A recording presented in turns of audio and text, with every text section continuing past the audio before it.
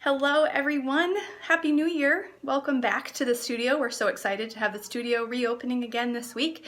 And we're back to Parenting Tip Tuesdays. And I wanted to address something that a few of you have actually asked a little bit about, which is the idea of whining and how to help our kids stop whining, and how to give them the skill of communicating in different ways, more appropriate ways. And it's actually really timely.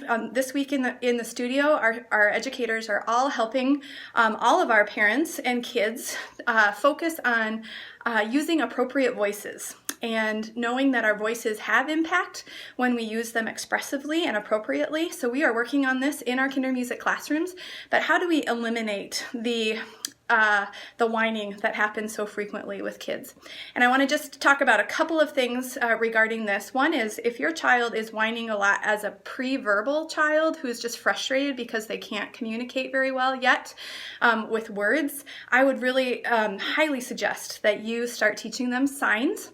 We do this a lot in kinder music as well, but there's certainly more that you can teach at home. Signs like more, all done, please, help, all of those things can be taught through sign language for our kids that just cannot communicate with words quite yet. So that actually does eliminate some frustration and whining when you can give them an alternative to communicating that way.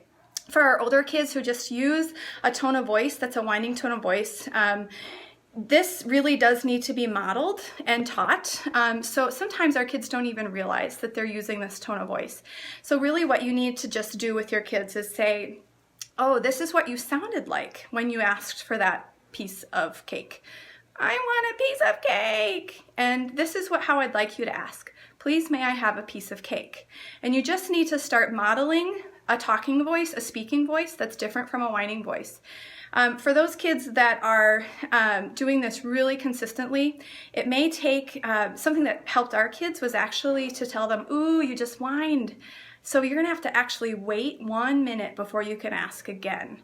So they actually lose the privilege of being able to ask immediately with an appropriate voice, that they actually have to wait, and setting timers is helpful for that. And then if the issue is actually that they're arguing with you, then it's not really an issue of a whining voice that's the problem, it's the arguing that's the problem. So then you need to go back and watch the listening video that I posted a couple of weeks ago about helping our kids learn how to listen and obey. And then that would be a time for you to tell them, you know what, you just need to say yes, Mom. Just yes, Mom. So those are some tips. I'd love to discuss this with you a little bit more. If you have specific situations where your kids just can't seem to stop whining, how to help them with that. So let's talk more about that. And then next week, we are going to talk about helping our kids stay in bed once you've put them there.